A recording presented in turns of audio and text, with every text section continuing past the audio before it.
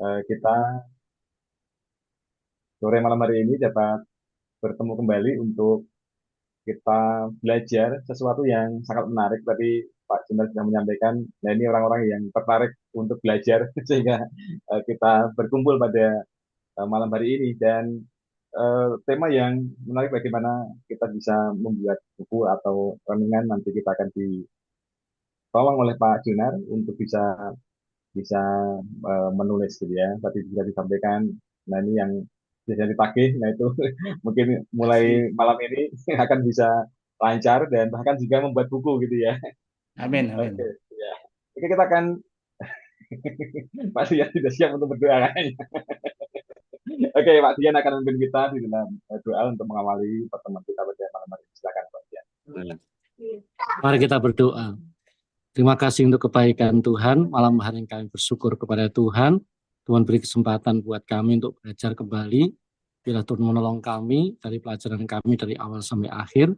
Hamba-Mu yang akan membagikan berkat, pengajaran buat kami. Biar Engkau berikan hikmat yang daripada Tuhan.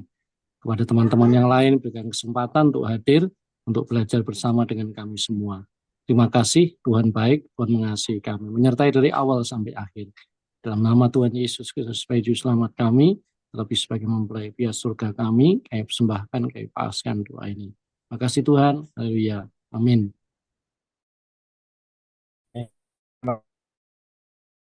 Bapak Ibu, seperti yang dipublikasikan bahwa pada malam hari ini kita akan bersama-sama belajar tentang menulis buku yang menyenangkan. Nah, kita akan lihat seberapa menyenangkannya kita gitu ya untuk kita bisa menulis dan akan dipandu oleh Bapak Pendeta Dr. Junar Situmorang, MA, MTH. Waktu selanjutnya kami serahkan sepenuhnya kepada Pak Junar. Silakan Pak Junar. Langsung saya Pak. Iya Pak, silakan Pak. Oke, silakan Bu Desi. Saya seperti permintaan saya.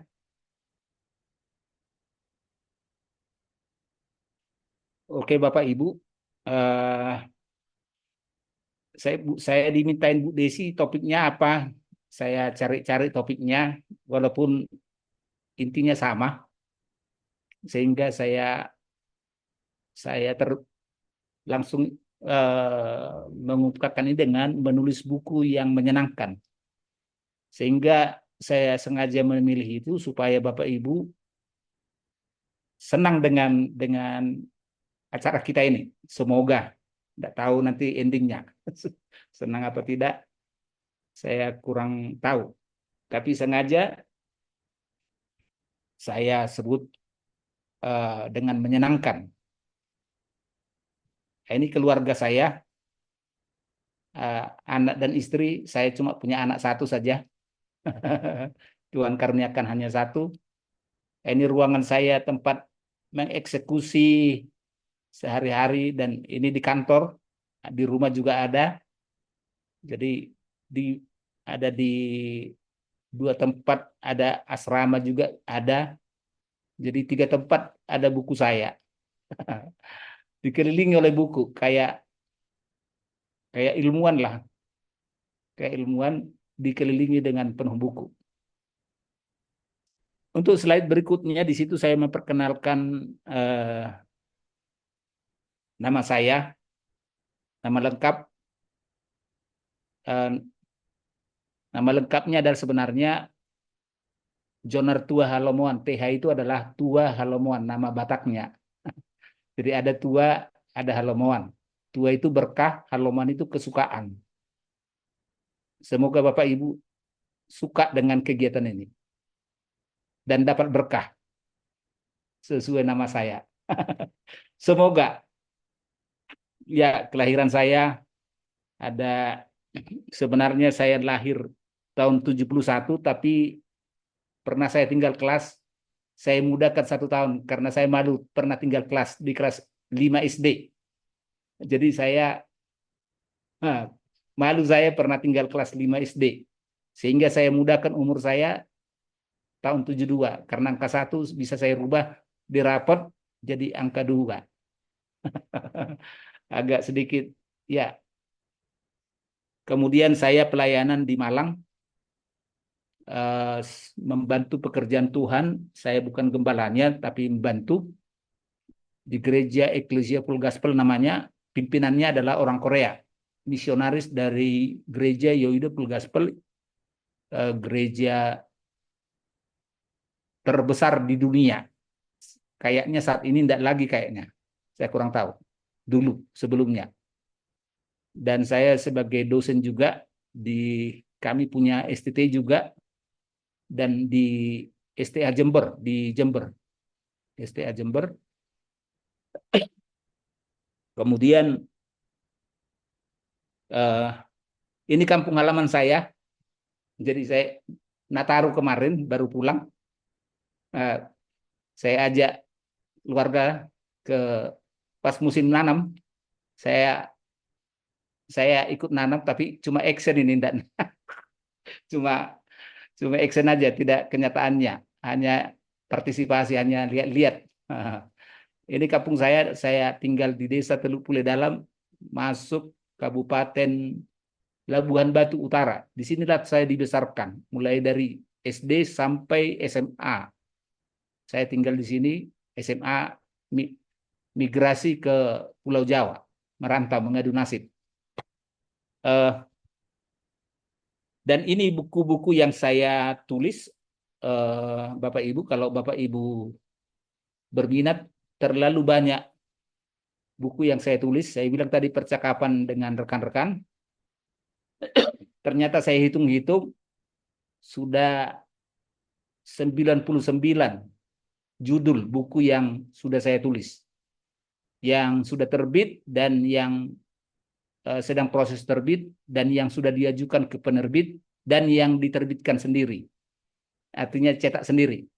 Saya tidak punya penerbit, cuma cetak sendiri maksudnya. Jadi macam-macam saya tulis, tidak hanya, tapi kebanyakan rohani. Tidak hanya buku rohani, tapi buku umum juga. Ada psikologi, ada filsafat, ada budaya Batak, ada biografi presiden juga. Sampai-sampai orang berkata, Pak Jonar ini tidak jelas bidangnya. Katanya gitu. Tidak jelas apa bidangnya dia, bidang apa yang dikuasai. Ya, dibilang seperti itu penilaiannya. Saya cuma bilang, biarlah penonton yang menilai. Saya tidak tahu, cuma kalau ada yang terpikir bagi saya, menarik bagi saya tulis. Nah, gitu ceritanya. Sehingga nano-nano saya tulis, tidak hanya fokus bidang tertentu, sehingga kalau itu masuk ke ranah Jafung, mungkin saya susah ini ranah Jafung. Karena tidak jelas bidang apa yang saya apa namanya lebih menguasai, karena semua diborong segala bidang. Nah, ini buku-buku yang saya tulis.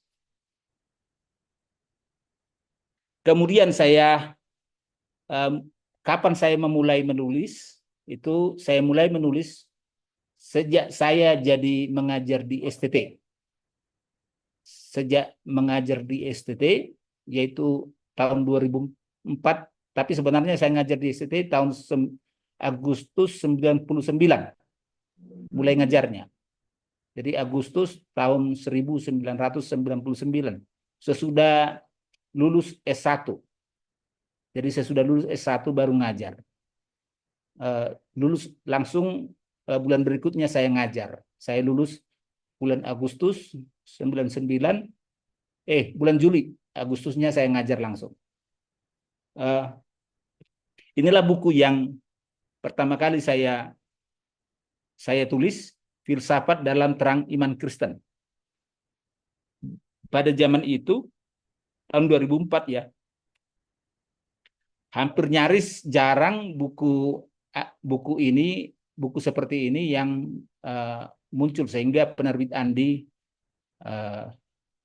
menerima untuk diterbitkan. Jadi ini adalah bahan materi ajar saya. Jadi kebiasaan saya dalam mengajar adalah mempersiapkan materi ajar dalam bentuk diktat pertama kalinya. Diktat dulu, kemudian diktat ini saya revisi setiap ada kesempatan, saya revisi, saya tambah, poles lagi, poles, sampai akhirnya di terakhir bisa jadi buku, dan kemudian kalau sudah bisa jadi buku akan saya tawarkan. Nah, gitu caranya saya yang lakukan. Jadi selalu setiap materi ajar bagi saya, pasti saya usahakan untuk buat diktatnya. Walaupun itu tipis awalnya, mungkin cuma 40 halaman lah, paling anu ya, paling 40, bahkan di bawah itu mungkin eh, tipis, hanya tipis saja. Seperti itu saya lakukan. Sedangkan yang kedua, buku saya kedua ini, Matinya Teori Evolusi, tahun 2006. 2006 ini adalah gabungan dari skripsi saya dengan tesis. Karena skripsi dengan tesis saya ada kaitannya, saya lanjutkan skripsi S1 itu jadi tesis. Jadi saya gabunglah tesis, karya tulis itu menjadi buku. Jadi Bapak Ibu kalau punya skripsi, tesis, bisa diadaptasi menjadi buku. Setuju Bapak Ibu ya? Mau ya? Daripada cuma dipajang di rak buku, itu cuma dibaca oleh mahasiswa yang nyusun skripsi. Kalau dibaca, paling cuma mencocokkan, mencontoh formatnya, caranya, atau yang mirip dengan karya tulisnya yang akan dia susun, paling itu yang diambil dari apa sebagai contoh membuat karya tulisnya. Gitu ya Bapak Ibu ya kan? Sesudah itu kan tidak dibaca lagi kan? Tidak usah jauh-jauh. Bapak Ibu masih bacakah kalau sudah melewati S1, S2? Pernah bacakah skripsi atau tesisnya atau disertasinya? Dibaca lagi kah? Sepertinya saya aja jarang saya baca. Hampir tidak baca lagi. Saya tidak baca lagi seperti itu. Jadi Bapak Ibu punya skripsi, tesis atau disertasi bisa jadi buku. Jadi daripada cuma numpuk di rak buku kita, jadi Bapak Ibu bisa dipoles. Cuma konsekuensinya kalau mau jadi skripsi, mau jadi buku, karya tulis tadi itu bab 3 terbuang semua. Bab 3, bab 4 cuma diambil sedikit. Jadi cuma bab 2 intinya. Yang diambil yaitu landasan teori sama pendahuluan. Itu toh yang dikembangkan. Kalau mau dipoles jadi, apalagi kalau itu studi lapangan, kan angket-angket itu. Malas orang baca itu kan. Senang Bapak Ibu baca angket. Laporan-laporan toh hasil wawancara ini. Apalagi angket kan malas. Cuma untuk membuktikan bahwa sudah melakukan penelitian. Jadi itulah awal mula saya menulis. Pertanyaannya berikutnya, slide berikutnya ada, saya tanya di situ, seperti apakah menulis buku yang menyenangkan itu? Nah ini saya jawab di awal, tidak di akhir. Tapi sekarang saya jawab di awal ini. Seperti apa menulis buku yang menyenangkan itu?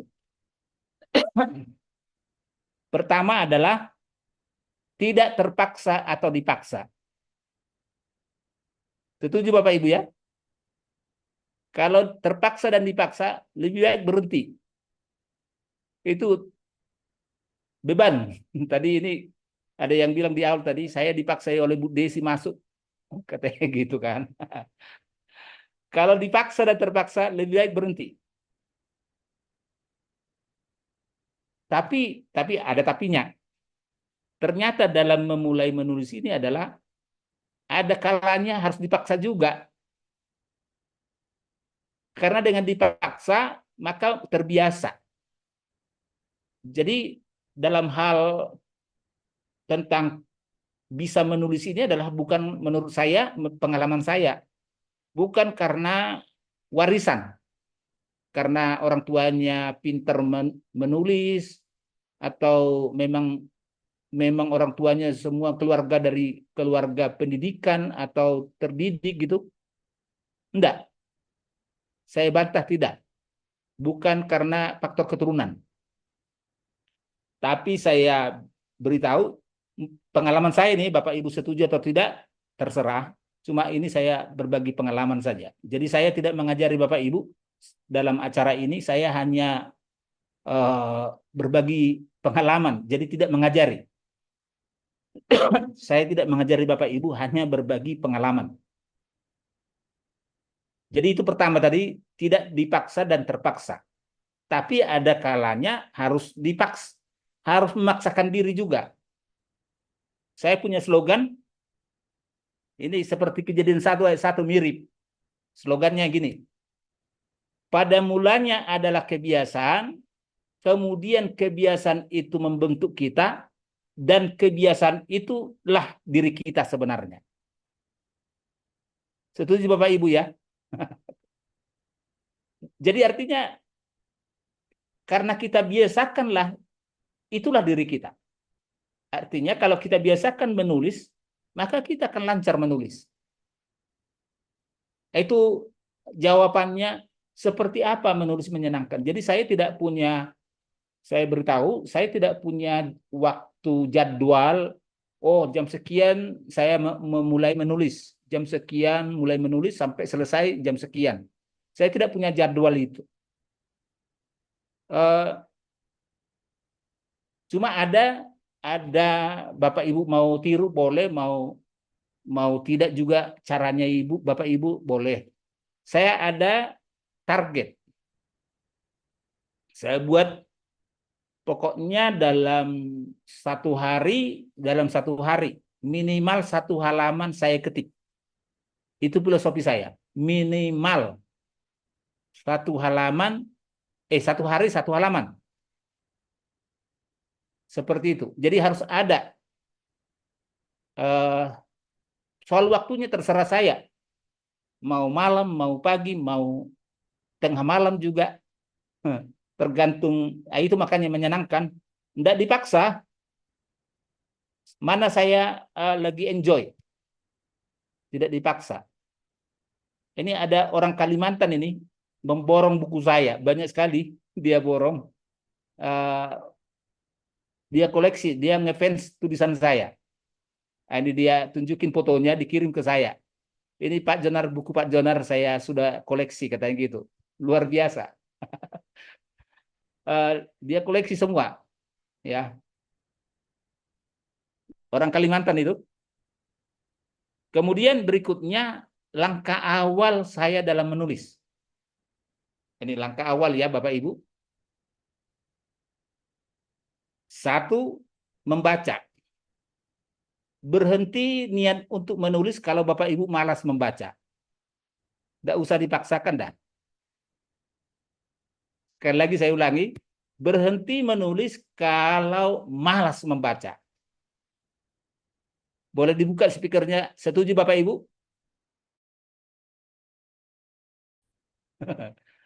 Ada Iya, perwakilan yang jawab? Iya. Iya. Jangan bermimpi muluk-muluk saya menulis buku tapi malas membaca. Ini bukan acting ini, sambil nunggu membakar membakar bersih-bersih pekarangan.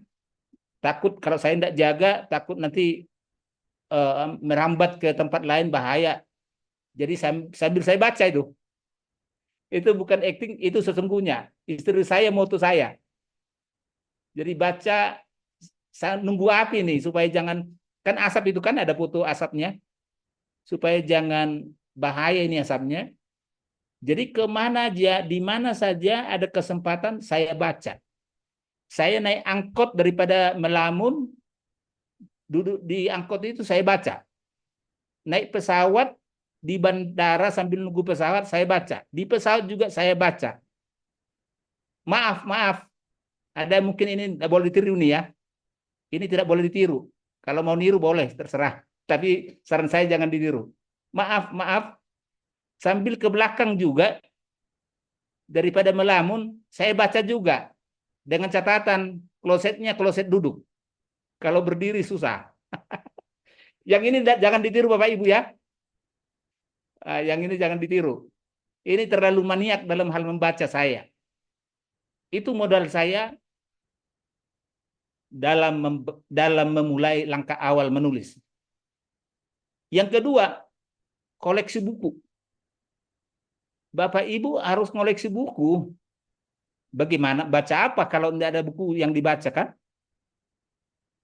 Saya tiap bulan minimal 1 buku saya beli. Minimal itu 1 buku. Bisa lebih. Sampai sekarang. Sampai sekarang itu saya biasakan mengoleksi buku. Apalagi sekarang kan lebih canggih, keren. Bisa mengoleksi e-book. Ada yang gratis, ada yang bayar. Mungkin di raknya tidak ada, tapi e-booknya banyak sekali. Ya, jadi senang ngoleksi buku. Ini saya dikelilingi buku, ini kantor saya. Samping kiri kanan, belakang, depan pintu. Di depan juga, selain pokoknya tidak di pintu. Buku juga. Itu di kantor. Belum di rumah. Belum tadi di... Jadi koleksi saya ada ribuan buku, judul buku. Jadi kira-kira Bapak Ibu sudah saya baca enggak semua itu? Bukunya. Bapak Ibu bisa kasih Baca itu, tanggapan? baca. Baca ya. Sudah dibaca semua, Pak. Iya, betul. Baca judulnya. Wah, kata Judulnya. Judulnya saya baca. Wah, pingsan saya baca itu Bapak Ibu kalau semua. Ya, tapi judulnya saya baca. Kenapa saya bilang pingsan?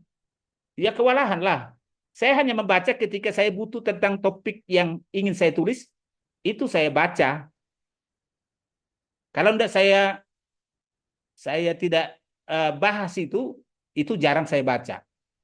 Jadi fokus yang berhubungan dengan topik yang saya bahas, itu yang saya baca.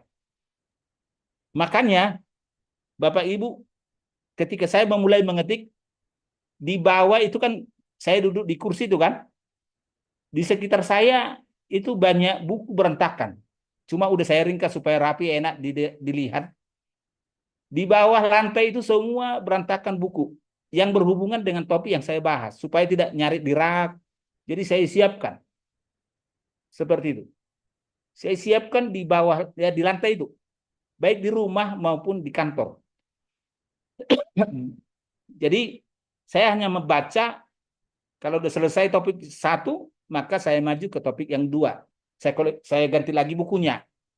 Kayak gitu. Cara saya. Bapak Ibu mau tiru boleh, atau Bapak Ibu punya cara lain boleh.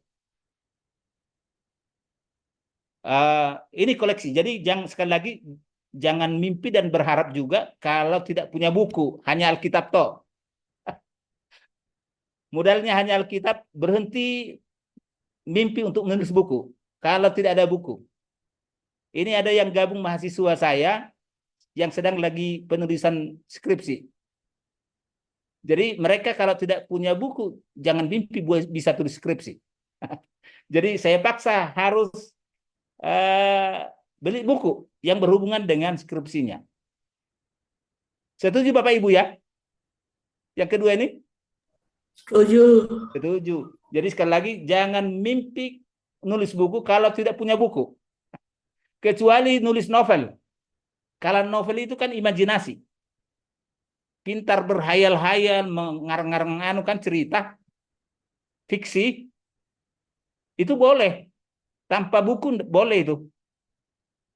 Ada guru kami, rekan kerja mengajar, pintar dia nulis novel. Di rumahnya tidak ada buku panduannya, karena dia pintar berimajinasi. Banyak buku yang dia tulis bersifat fiksi. Kalau Bapak Ibu ingin menulis fiksi, tidak perlu koleksi. Tapi perlu juga koleksi untuk perbandingan bagaimana caranya nulis novel. Oh, kita baca novel dulu kan, yang seperti apa caranya nulis. Kalau enggak ada koleksinya juga kan enggak bisa juga. Nah, itu. Jadi senang eh, ngoleksi buku. Cuma 2 saya buat, tapi sebenarnya ada. Yang berikutnya, yang ketiga, yang saya lakukan ya, saya berbagi dengan pengalaman saya. Yang ketiga, suka jalan-jalan. Kalau Bapak Ibu suka jalan-jalan, itu dapat ide nanti menulis. Jadi selalu saya kalau jalan-jalan, saya selalu bawa pulpen, kertas, saya cari kertas gitu, dan kamera. Sekarang HP kan. Ada menarik, saya foto. Sumber ada yang menarik akan saya foto. Itu nanti jadi ide saya. Saya simpan dulu di galeri kamera. Jadi jalan-jalan. Nanti tidak harus secepatnya ditulis, tapi ketika ada ide tentang itu, baru saya ingat kembali itu nanti. Jadi saya tulis di kertas. Jadi selalu kemana saja saya pergi, itu selalu satu, di tas saya selalu bawa tas kecil, isinya buku, 2 kertas. Ya, saya bawa itu entah 2 buku, 2 atau 3, bosan buku ini saya baca yang buku lain. Jadi selalu oleh-oleh saya di perjalanan itu buku, baru saya cari kertas. Yang saya catat itu ketika jalan-jalan itu hanya intinya aja, takut lupa. Kenapa saya tulis itu? Takut lupa idenya, nanti ide kita itu liar, nanti lupa, jadi harus ditangkap, ditulis di kertas. Itu saya. Jadi sekali lagi saya berbagi pengalaman saya. Yang keempat, cuma 2 tadi saya buat situ ya. Yang keempat, suka ngobrol. Jadi ternyata bermanfaat itu, suka ngobrol. Ya, jagungan kata di Jawa ini. Jagungan Pak ya, yang Jawa. Iya Jagungan. Pak, jagungan Pak. Kenapa? Iya, jagongan namanya Pak Jonar. Ah, iya, Ya, jagungan. saya Ya. maafkan saya, lidah saya agak susah bilang logat Jawa. Iya, nggak apa-apa Pak. Logat saya, jadi saya kira kerjagungan ada jagungnya. Sambil ngobrol tersedia jagung dan kopi gitu. Jadi waktu ngobrol itu mereka tidak sadar saya sedang menimba sesuatu, mengorek-ngorek sesuatu kayak narasumber saya. Saya tidak bilang saya mewawancarai Bapak Ibu. Saya mewawancarai Bapak, saya mewawancarai Ibu. Saya kadang-kadang tukang becak juga bisa narasumber saya, tukang becak. Guru, politikus juga, anggota dewan, saya ngobrol, Pak Kiai, Ustadz. Saya pernah mewawancarai Ustadz Kiai ketika saya menulis bahan materi ajar saya untuk Islamologi. Saya buat judulnya, buku judulnya itu adalah Muhammad Sang Nabi dan Rasulullah. Nah, itu judulnya. Tapi saya cetak sendiri, tidak berani saya. Takut saya dieksekusi, nanti bahaya. Tidak berani menawarkan ke penerbit. Kalau nanti dibaca orang, maaf, yang muslim, dikira saya penista agama. Padahal itu saya tulis tidak penista agama, tapi berdasarkan saya menulis itu, saya koleksi buku Islam khusus sampai ratusan judul buku. Tentang Muhammad, tentang ajarannya, dan lain sebagainya. Itu ratusan buku saya koleksi, saya baca. Tambah dengan wawancara tadi itu, Ustadz, Kiai, asal jangan haji. Haji kan cuma hanya pajangan aja itu kan, bukan ahli agama kan, cuma berkunjung ke Mekah dapat gelar haji. Iya, Ya, jadi Ustadz cuma atau pajangan Kiai. aja. Sampai saya wawancara, sampai dikasih rekomendasi ke saya oleh seseorang, sampai ke Arab, Mekah. Ada penjaga makamnya eh, sang nabi, juru kuncinya lah. Saya wawancara ke Arab, tapi kebetulan lancar dia berbahasa Indonesia. Saya tanya, ada 3 makamnya Nabi di situ dengan sahabatnya Nabi. Saya bertanya, yang mana makamnya sang Nabi sebenarnya? Karena 3 berderet, tapi tidak ada namanya. Saya tanya juga, kenapa kok tidak ada namanya? Jawabannya, supaya tidak didewakan makam itu. Nanti syirik, Pak, kata gitu. Nanti syirik, dipuja orang nanti, sehingga memang disengaja tidak dikasih nama. Yang mana makamnya Muhammad, yang mana sahabatnya Muhammad. Ada 3. Ini maksud saya kasih contoh, ini bentuk yang keempat tadi, modal dalam menulis. Ngobrol. Ngobrol. Jadi, kayak saya menulis humor, itu ngobrol dari peristiwa sehari-hari yang saya anggap lucu. Nah, jadi menulis itu istilahnya saya sebut memulung. Memulung, ada sesuatu ide saya pungut, saya kumpul dulu. Nanti ide itu tadi akan saya pilah-pilah, mana yang bisa satu, kayak tempat sampah, ada yang sampah basah, sampah kering, nah gitu kan, dipilah-pilah. Jadi ada 4 tadi Bapak Ibu ya. 1, baca. 2, koleksi buku. 3, jalan-jalan. 4, ngobrol. Nah, jadi ada 4. Jangan kita bilang saya mau wawancarai supaya mengalir idenya. Saya menulis biografi Bung Karno, bukunya tebel banget. Menulis Bung Karno, saya langsung wawancarai yang hidup di masa Bung Karno, udah tua dia. Saya boleh ngobrol, Om, saya bilang, Opa, masih ingat ya, bisa ingat peristiwa zamannya Bung Karno, saya bilang. Saya wawancarai dia. Dia cerita tentang peristiwa yang dia lihat, alami dan dia saksikan juga. Dapat ide saya. Jadi saya tidak merekayasa isinya kayak gitu. Jadi 4 ini ya, Bapak Ibu, 4 hal ini. Baca. Kedua, Bapak Ibu, koleksi buku supaya ingat.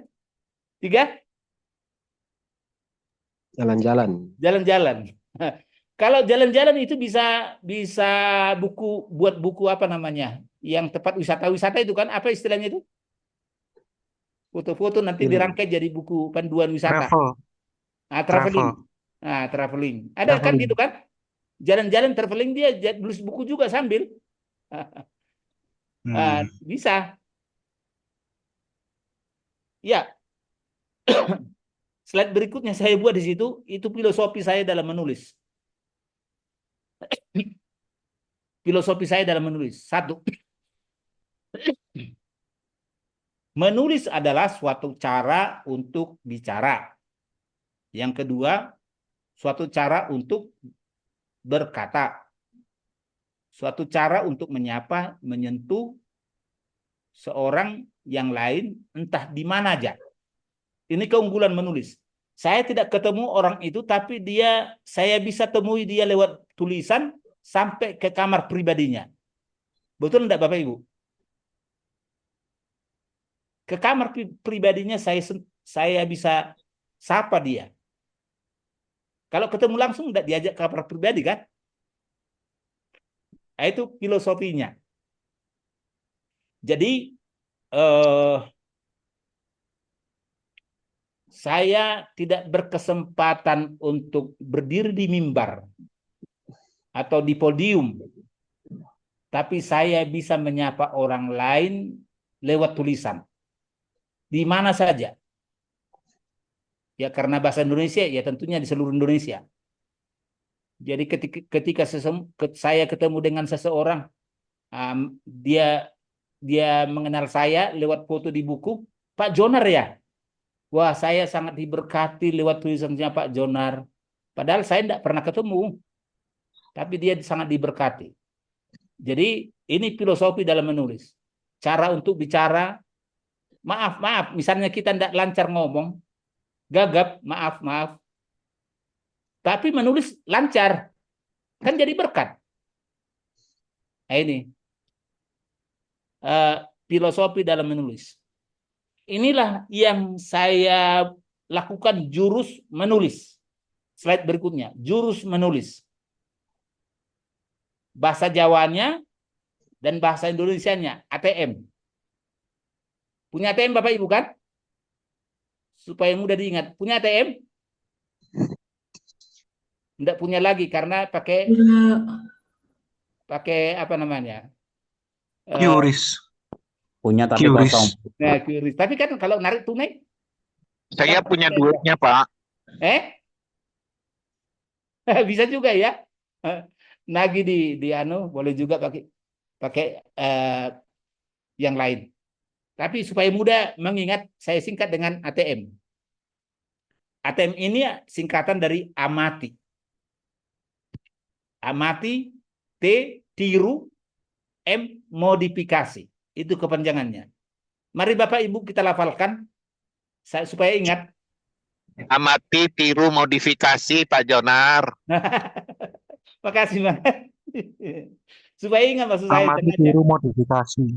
Iya. Amati, tiru, modifikasi. Ketika saya menulis buku motivasi saya, ada buku motivasi saya 7. Saya mengamati buku motivasi tulisan orang lain. Saya mengamati dulu. Saya amati tulisan orang lain yang terkenal, yang sedang, dan kurang terkenal. Maka biasanya kalau yang terkenal itu saya akan buru bukunya. Saya koleksi semua tulisannya, saya koleksi. Contoh, motivasi Andre Wongso. Pernah dengar Bapak Ibu Andre Wongso? Iya, Pak. Dan Andre Ho. Banyak lagi Chinese atau sama Bong Chandra, motivator muda itu kan? Pernah tahu Bapak Ibu Bong Chandra? Tahu Pak. Ya. Itu tulisannya, dan saya tidak hanya tulisannya, saya hadiri juga seminarnya. Saya coba ketika dia pernah acara di Malang, saya hadiri. Ya saya bayar harga juga, mahal juga. Nah, cuma belakangan ini sudah agak redup. Bagian motivasi kan, agak redup ya, kurang laku ya sekarang ya. Nah, dulu laris banget. Seperti siapa itu yang pegawai bank dulu itu, saya lupa namanya, lagi blank saya. Pegawai bank, dia memilih jadi motivator, berhenti jadi pegawai bank dan menjadi motivator. Siapa namanya Bapak Ibu? Saya lupa. Bung Desem Waringin. Iya. Sampai dia bagi-bagi uang dari helikopter kan? Ditaburkan gitu kayak berlimpah uangnya. Luar biasa itu. Di daerah Jawa Barat itu kan? Pernah dengar? Uang dijatuhkan itu dari pesawat. Jadi warga berkebutuhan di lapangan. Ya, confirm Pak. Pernah Pak. Iya. Pernah. Saya beli bukunya. Di lingkungan asrama teologi ya ditaburkan gitu kan, enak ya. Terberkati semua mahasiswanya, juga dosennya. Haleluya. Itu saya amati. Kemudian kedua saya tiru. Saya tiru caranya gini ya. Saya tiru. Oh, ternyata gini. Nah, karena saya koleksi tadi bukunya, saya ikuti seminarnya, saya tiru caranya. Tapi terakhir jangan lupa modifikasi M atau menambahkan. Copy edit. Boleh kita tiru tapi diedit. Jangan karya orang lain lah. Karena ada nanti perjanjian kalau kepada penerbit, kalau itu ternyata tiruan atau apa istilahnya, dibajak punya orang lain, itu ada sanksi hukumnya, bisa dipenjara. Plagiat. Iya, plagiat. Kan bisa masuk penjara. Karena itu saya selalu ada perjanjian dengan penerbit, tanda tangan materai 1000. 10.000, bahwa yang saya serahkan naskah itu adalah ori, bukan jiplak dari orang lain. Maka itu modifikasi. Kita modifikasi, kita poles sana sini menurut cara kita. Ya bahasa Jawa ini niteni, niruko, niruke. Sorry, logat Jawanya susah ya. Karena saya logat Batak susah Nirok, juga Pak. Bataknya. Jadi 3 ini jurus dalam menulis, 3N. Amati, tiru, modifikasi. Itu gampang, ya. Berikutnya, slide berikutnya kita lihat. Itu tadi saya bilang, udah saya singgung tadi ya. Oh, ada tambahannya nih ke toko buku. Saya rajin ke toko buku. Karena di toko buku itu selalu buku baru. Jadi saya tambahkan itu jalan-jalan ke toko buku. Saya pasti minimal sekali 2 minggu ke toko buku saya. Sekali 2 minggu.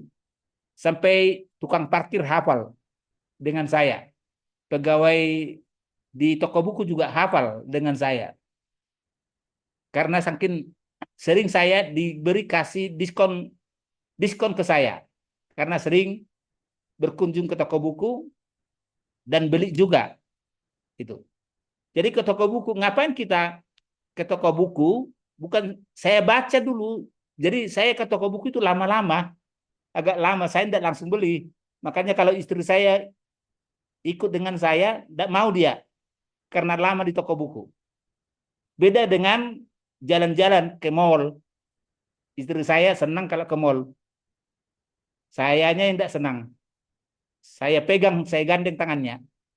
Kenapa saya gandeng? Supaya dia tidak macam-macam membeli. Nanti kalau diucul macam-macam dibeli, kan? Itu masalahnya. Jadi ke toko buku itu saya jalan-jalan baca. Yang kedua, menilai penerbit buku tentang ini, penerbit ini kayaknya menulis tentang topik ini misalnya. Jadi ketika kita punya naskah, tidak salah kirim. Jadi saya lihat, oh misalnya Alex Media Komputindo misalnya, itu kan banyak menulis tentang buku yang diterbitkan tentang komputer. Ya kan Bapak Ibu ya? Tentang komputer. Jadi sehingga ketika kita tahu penerbit ini apa backgroundnya, bidangnya yang dia terbitkan, maka kita tidak salah alamat. Kalau buku teologi ya, kita kirim ke Gramedia, penerbit Gramedia, kan salah alamat, ditolak. Jadi tujuan kita ke penerbit itu tidak hanya sekedar baca, tapi melihat penerbit itu bidang apa yang lebih menonjol diterbitkan. Itu tujuan ke toko buku. Ini saya lagi pegang ini toko buku Gramedia di Solo. Ternyata di sana dipajang buku saya. Ada beberapa buku saya dipajang. Ini buku saya tentang Batak.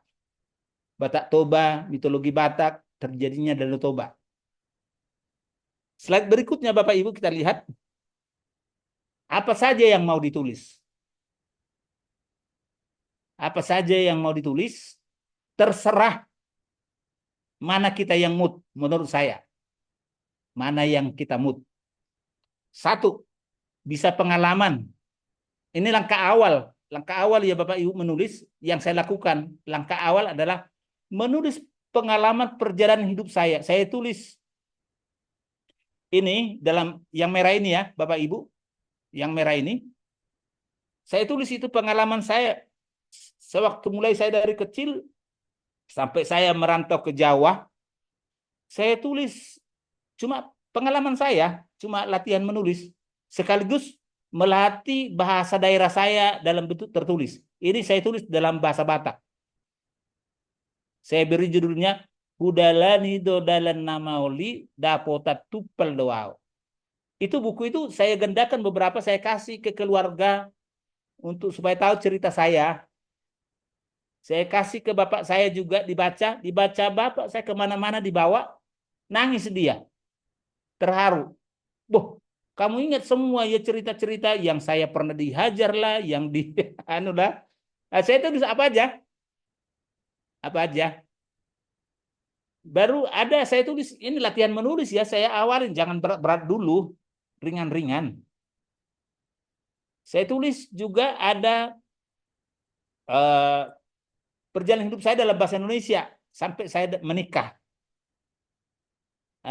Bagaimana saya mendapatkan jodoh. Saya tulis, tapi tidak saya terbitkan, cuma untuk sendiri aja. Ini langkah awal. Untuk sendiri, bukan untuk orang lain. Bukan untuk diterbitkan.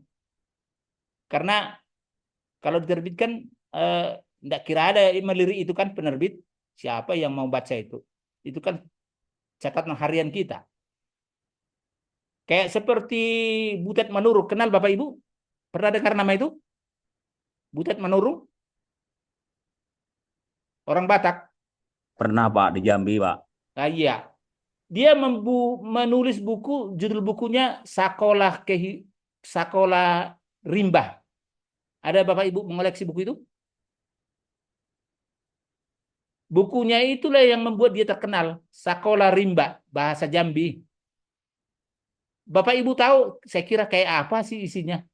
Rupanya buku itu isinya adalah tanggal sekian, bulan sekian, tahun sekian, saya melakukan ini. Kayak laporan perjalanan hidup, tanggal sekian, bulan sekian, saya lakukan ini. Cuma itu toh isinya. Tapi laris buku itu. Saya baca. Wah, ya saya baca. Ya. Itu saya baca. Ternyata itu perjalanan hidupnya. Kalau dia ngajar orang rimba juga, dia tulis. Jadi itu pengalaman yang kita tulis. Yang kedua, kan gampang itu kan tidak perlu baca kan? Tidak perlu baca. Saya juga buat pengalaman yang lain, bisa ada yang terbit juga di kemudian hari. Yang kedua, bahan khotbah. Ini bahan khotbah saya, bisa bahan khotbah. Bahan PA, pendalaman Alkitab. Kalau Bapak Ibu Gembala Sidang, pendalaman Alkitab di gereja, ya bisa. Bahan ajar. Bahan ajar. Hampir semua, tidak hampir, tapi semua materi kuliah yang saya ajar, pasti ada bukunya. Saya buat. Pasti saya buat bukunya yang walaupun awalnya tadi singkat,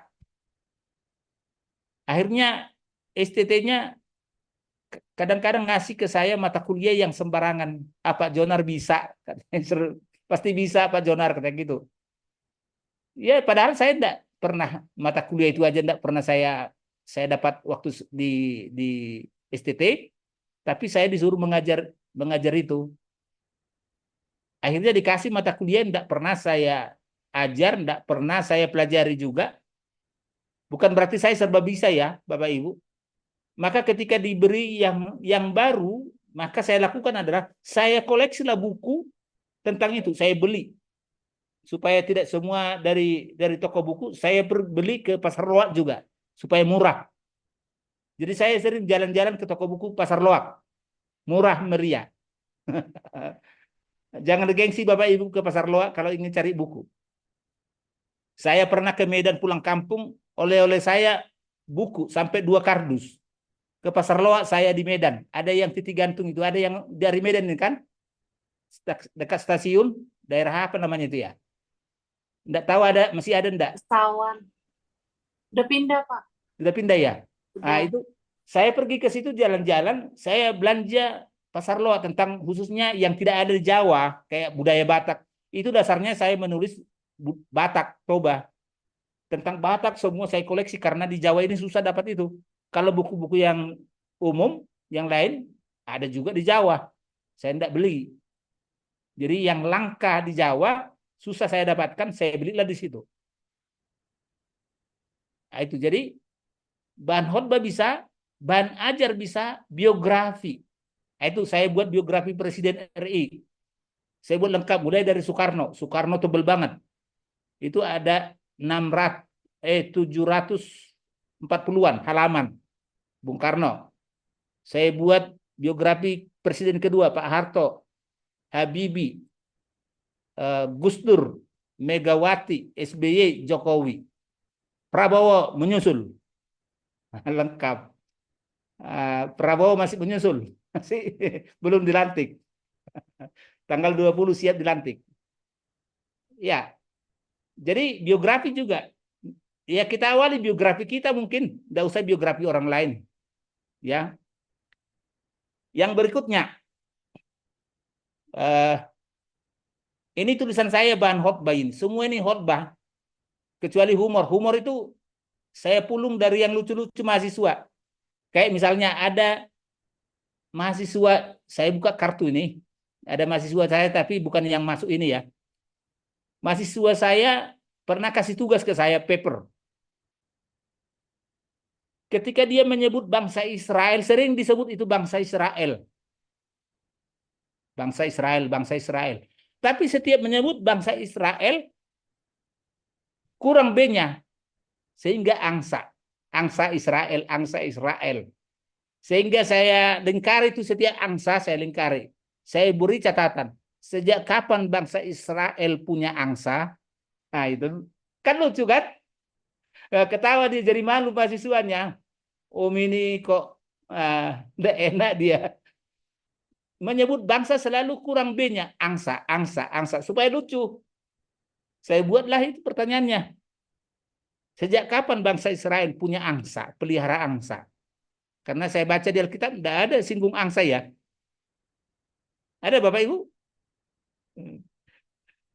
Ya, itu apa aja.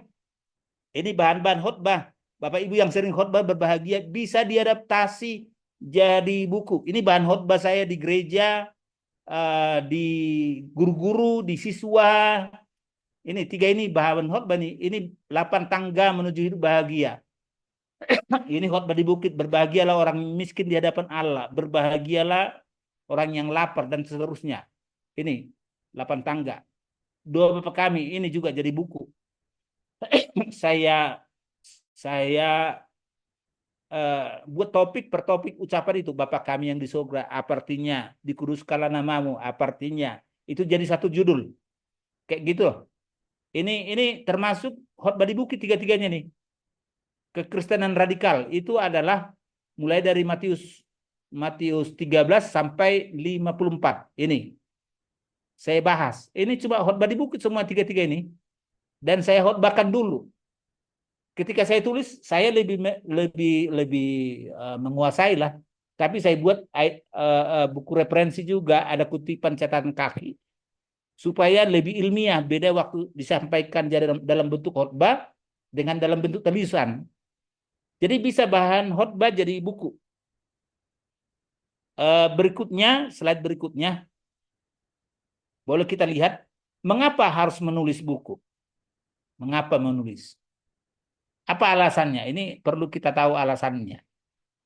1, supaya pinter. Seperti Bapak Ibu saya saksikan tadi, saya bukan orang pinter, saya pernah tinggal kelas di SD, kelas 5 SD. nilai pas-pasan. Saya kadang tunjukkan ijazah saya dan raport saya, malu sama anak saya. Karena anak saya lebih tinggi nilainya. Jadi saya simpan baik-baik supaya anak saya tidak melihat nilai raport dan nilai ijazah. Bapak Ibu, bagus-bagus nilainya ya. Puji Tuhan kalau bagus-bagus. Bagus ya Bu? Haleluya. Berbahagialah yang nilainya bagus. Tapi saya nilainya sedang-sedang, pas ngepas. Bukan pintar, sedanglah. Ya, tengah-tengah. Yang kedua supaya apa? Ber-PI, khotbah juga lewat tulisan. Saya tidak bisa setiap minggu karena saya bukan gembala sidang. Tidak bisa berdiri di mimbar setiap minggu. Hanya waktu tertentu aja. Tapi lewat buku saya bisa khotbah kepada siapa saja. Saya menulis biografi presiden, sebenarnya di buku itu terselip pesan tentang PI. Karena background saya teologi, mau tidak mau keluar juga teologianya. Cuma tidak saya sebut ayatnya gitu loh. Karena dibaca umum dan itu diterbitkan oleh penerbit umum juga.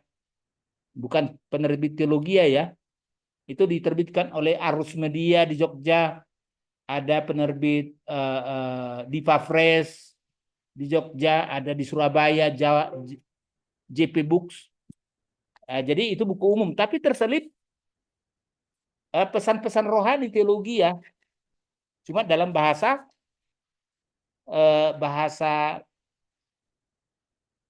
yang agak halus lah, enggak langsung tunjukkan ayatnya, ya gitu caranya. Yang ketiga, berpikir lebih sistematis. Jadi dengan menulis kita belajar untuk khotbah juga nanti seumpama dipraktekkan, khotbahnya bisa sistematis teratur gitu ketika khotbah. Tentang misalnya berbicara tentang ini tapi larinya ke senggol sana senggol sini. Kan tidak beraturan, tapi dengan menulis kita dilatih sistematis kayak buat outline-nya, ada outline-nya. Kalau khotbah ada outline-nya sehingga tidak lari dari outline. Gitu kan? Yang keempat,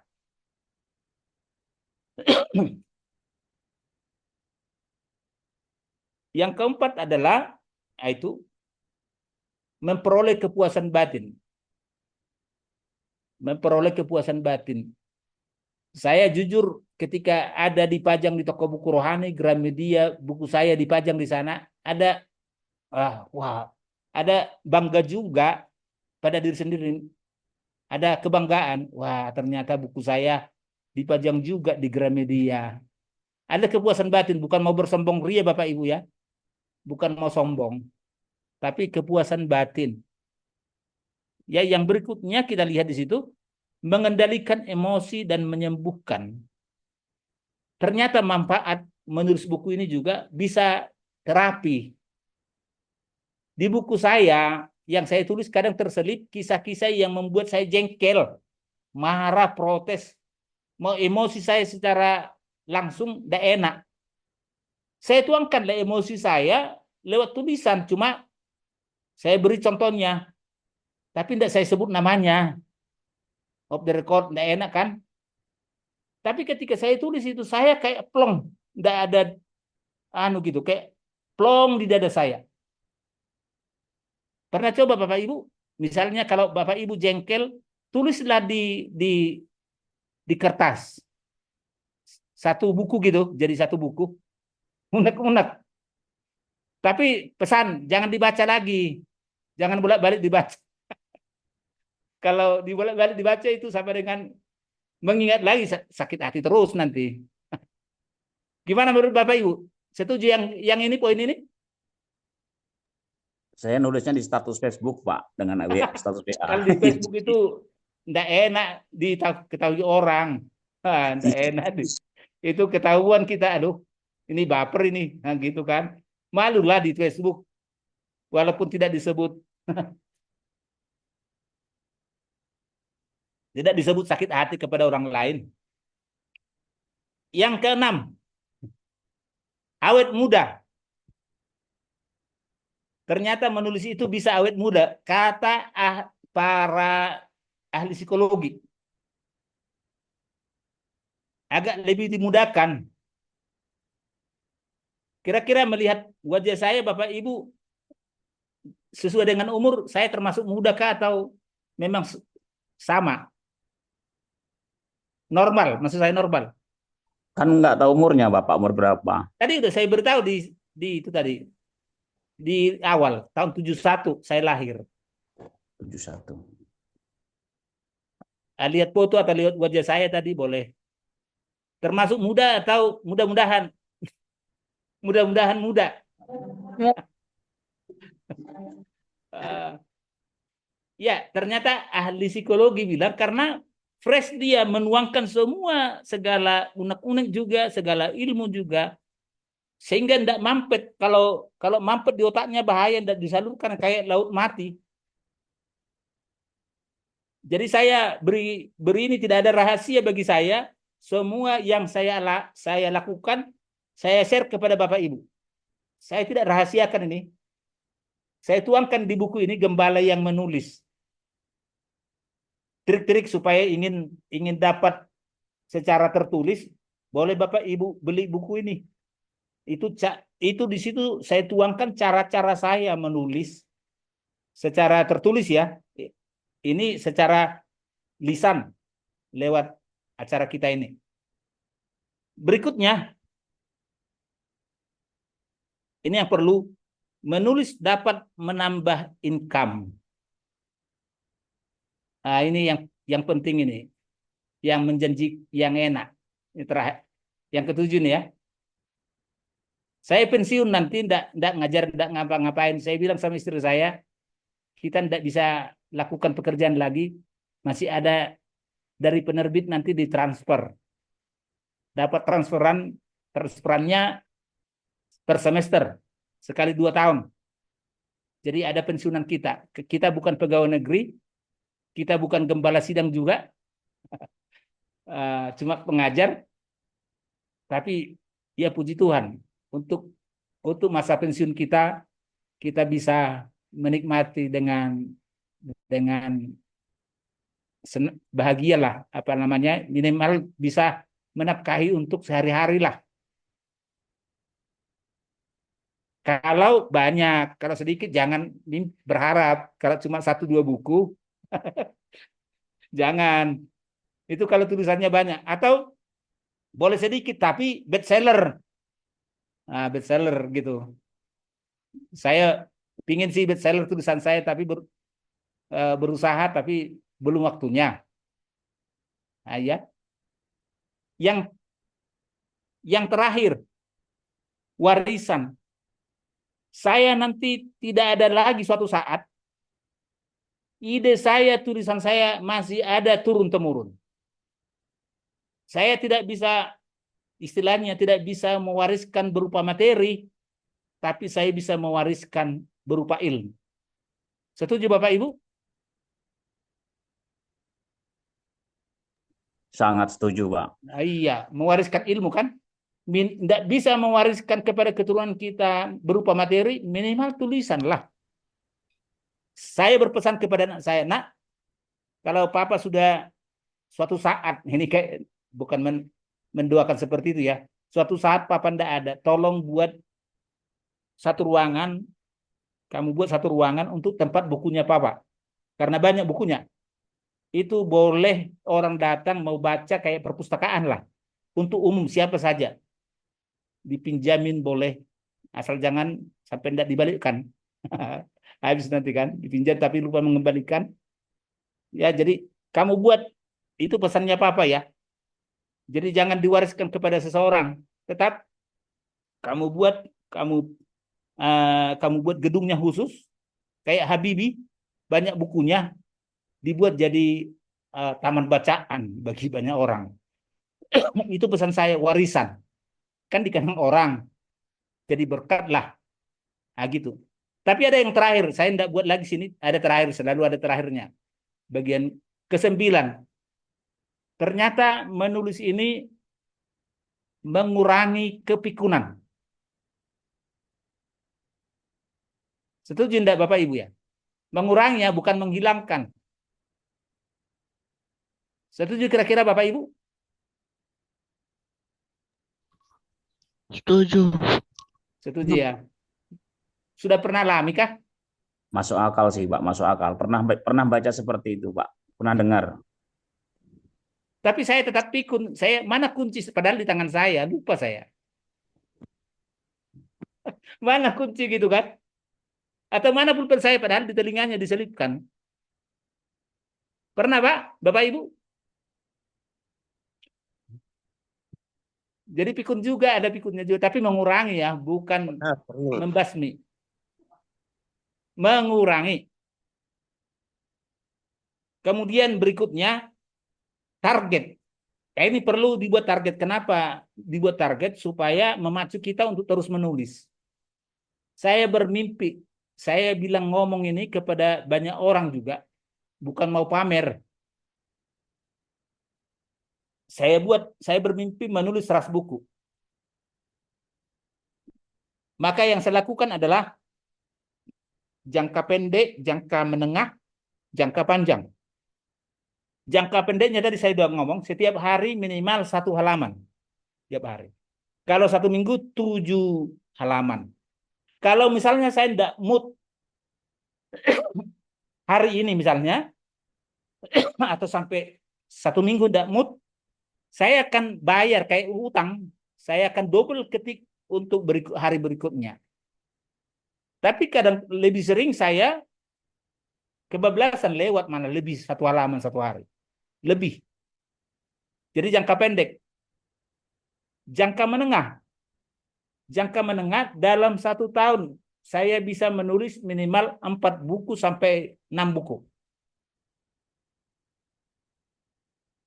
Menengah. Kalau 4 buku, misalnya 1 tahun, untuk mencapai 100 berapa tahun Bapak Ibu? 100 buku.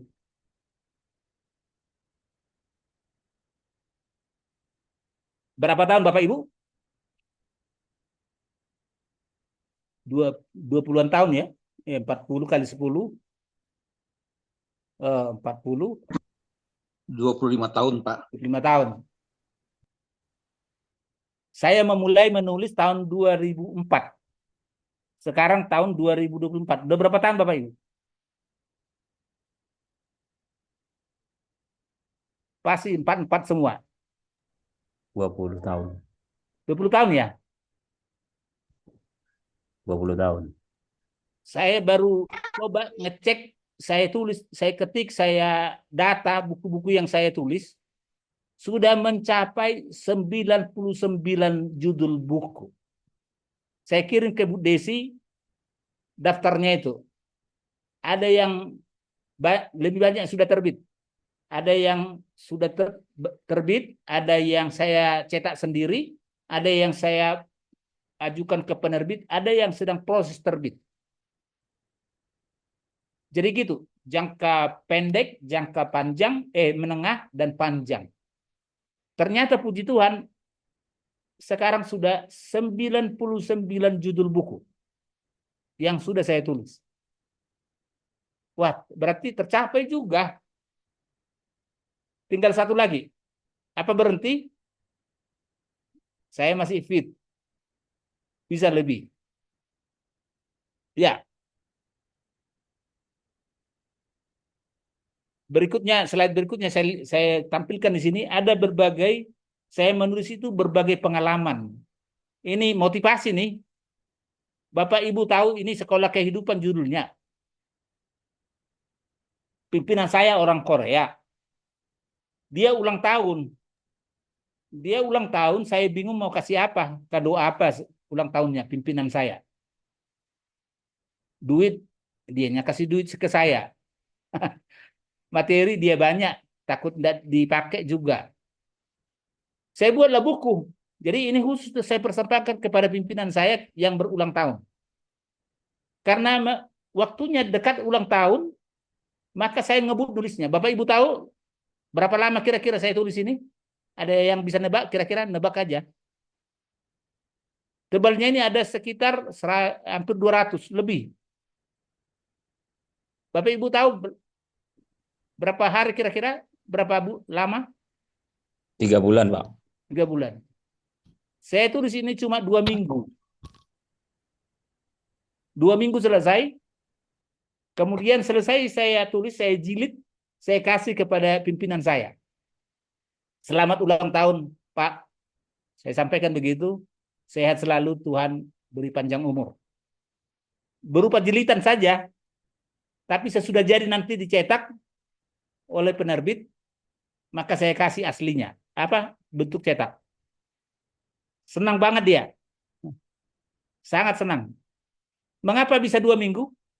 Itu saya tulis pengalaman saya. Saya cerita yang berkesan pengalaman saya ya. Terus saya maknai pengalaman itu, motivasinya apa, maknanya apa. Makanya cepat. Kalau baca ya masih baca, makanya cepat 2 minggu selesai.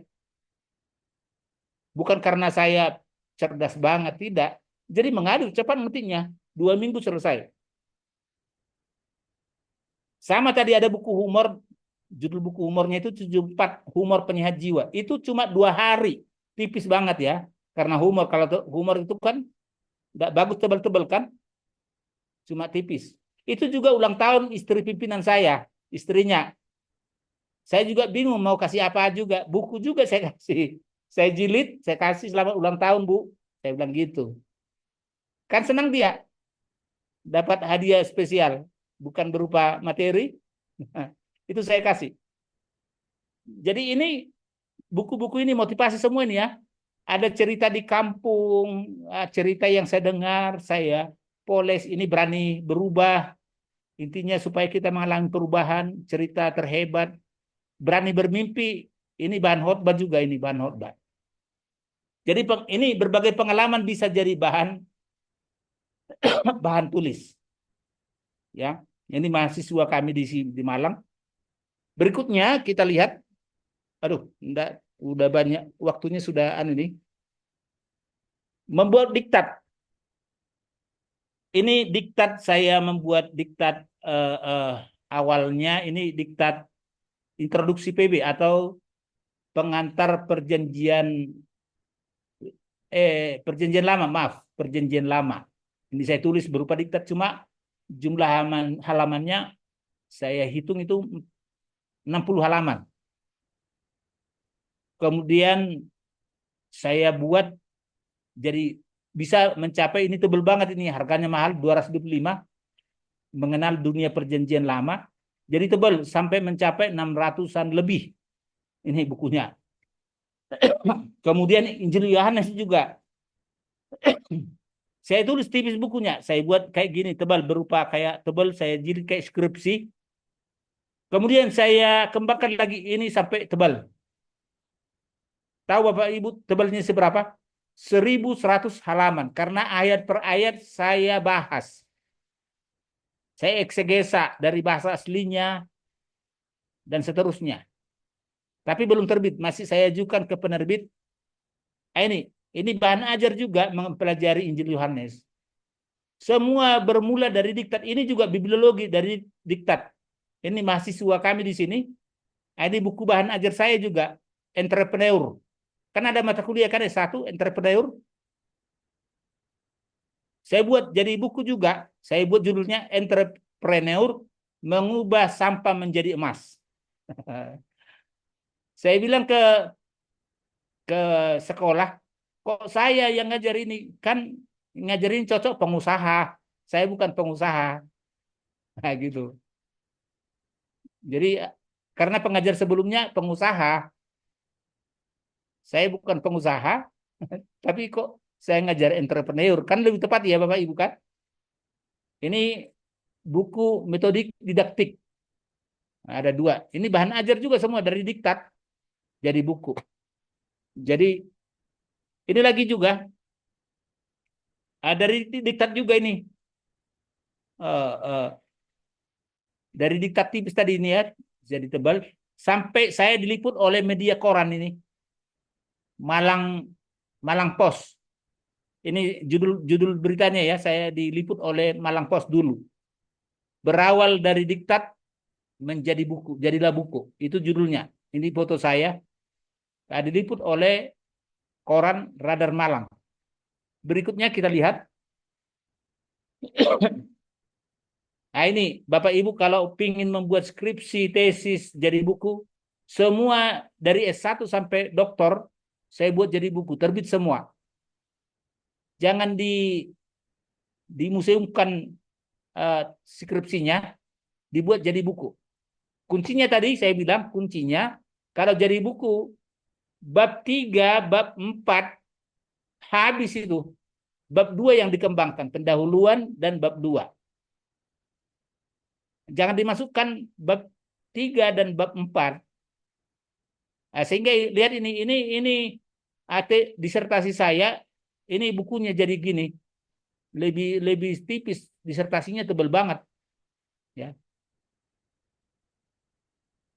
Jadi caranya gitu, bab 3 dan bab 4 dan berikutnya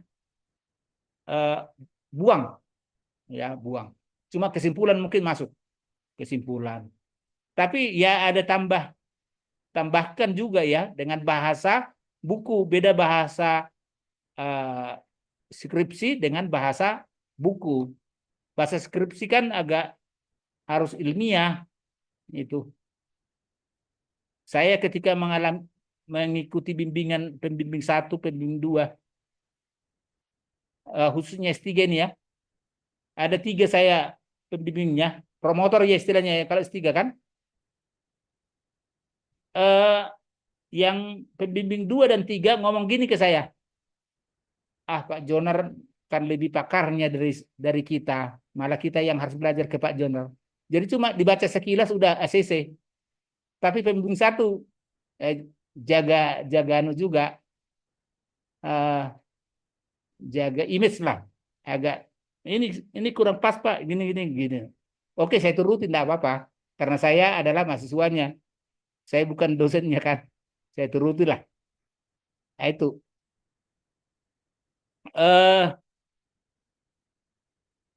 kemudian berikutnya ini menulis dari pengalaman mengajar tadi udah ya, menulis dari pengalaman mengajar.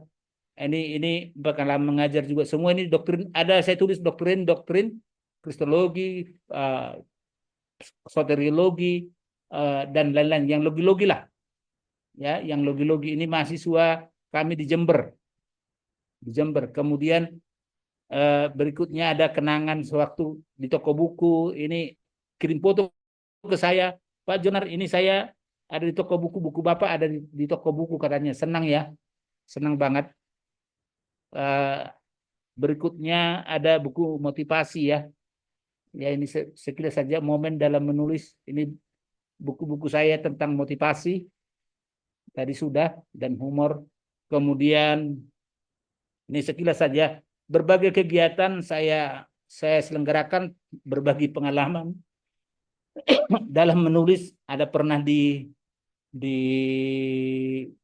Tulungagung, di Sumatera, di Surabaya, di salah satu STT ini Surabaya, ada di kebidanan ini, kebidanan. Jadi saya sendiri cowoknya. Saya berbagi pengalaman di tengah-tengah bidadari. Saya sendiri cowoknya. Ini saya pernah layani situ, mengundang saya untuk mengisi acara itu. Jadi cewek-cewek ini semua, ya.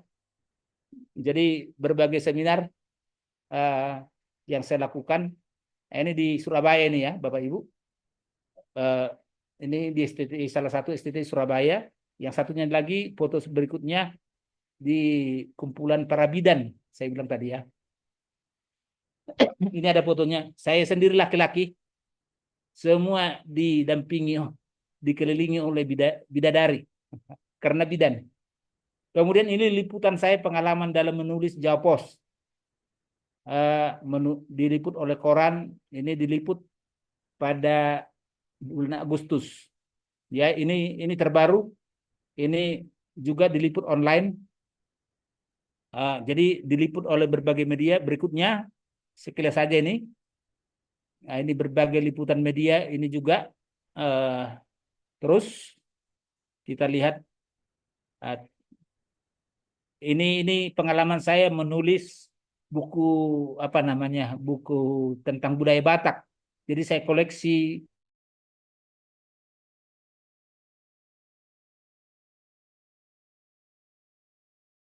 mengenal abjad Batak. Jadi Batak itu punya abjad sendiri, bukan abjad Latin ya. Abjad sendiri yang pernah saya pelajari, saya belajar sendiri, akhirnya saya tahu membaca huruf Batak kayak gimana dan menulisnya juga karena belajar sendiri. Jadi saya berburu sampai ke Pasar Loak.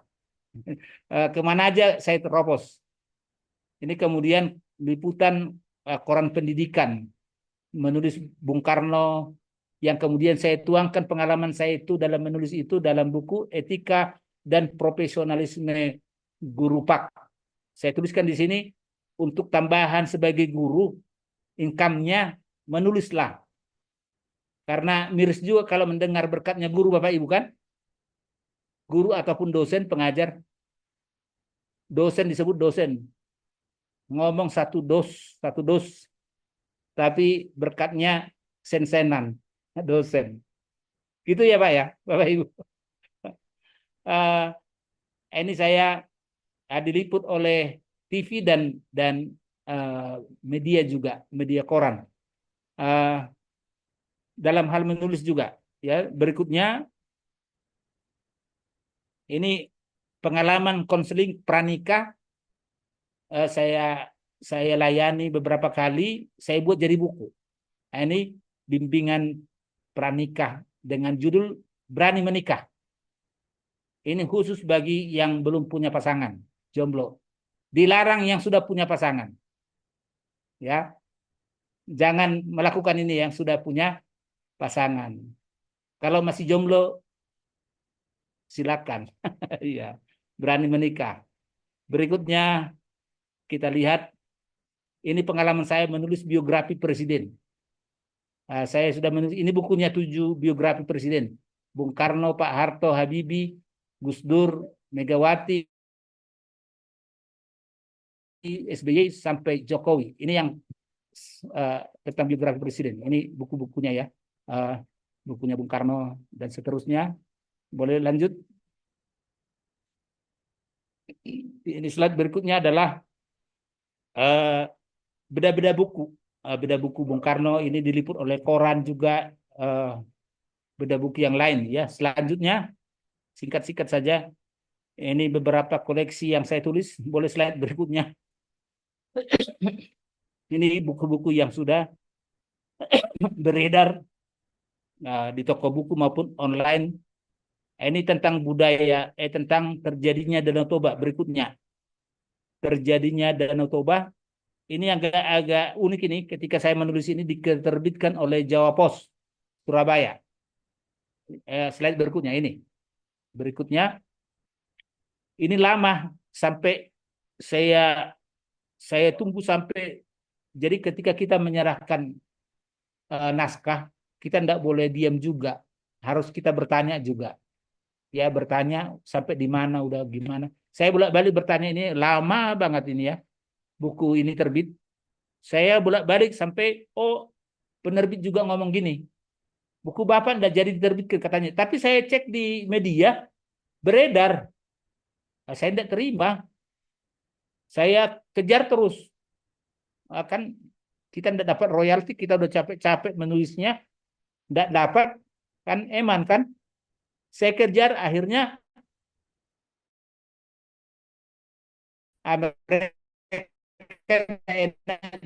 juga mungkin akhirnya kasih berkat ke saya. Ya lumayan, karena buku ini buku proyek pemerintah yang dibagi semua sekolah se-Indonesia, SD. Sampai sekolah kami ada SD juga dapat buku ini juga. Ini buku proyek. Buku proyek pemerintah yang persenannya lebih sedikit, 5%. Tapi banyak, jumlah banyak, ribuan. Ya lumayan. Ini yang saya bilang tadi, buku Nabi Muhammad Sang Rasul. Ini buku yang ekstrem, agak rawan ya. Ini tentang agama, ilmu agama. Semua agama saya bahas, baik agama aliran kepercayaan seperti kejawen, di Sumatera itu ada agama Permalim. Ini dunia roh, tentang dunia santet dan lain-lain. Agak seram ini ya. Nah, ini. Berikutnya agak singkat-singkat saja. Ini kumpulan Marga Situmorang.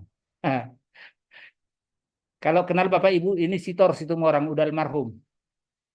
Yang lagi baca ini, Sitor Situmorang. Tahu Bapak Ibu ya Sitor Situmorang? Pernah dengar? Banyak sastranya nih kan bukunya. Sitor Situmorang. Ini Buntora Situmorang, penyanyi. Ini sama dengan nama saya. Situmorang, Jonar Situmorang, sama. Kalau ini Nahum Situmorang, pencipta lagu.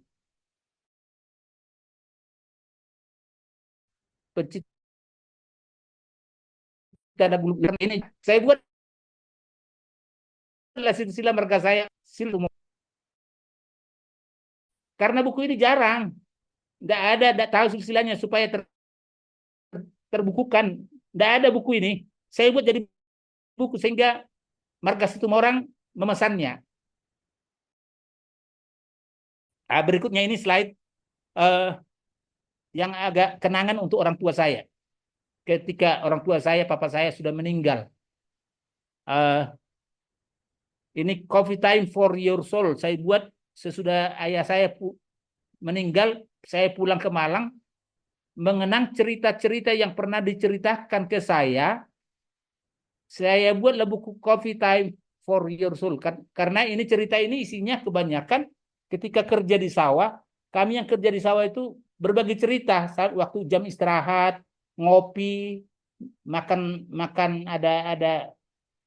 ada snacknya seperti pisang goreng kalau ada, atau roti ketawa namanya di Medan.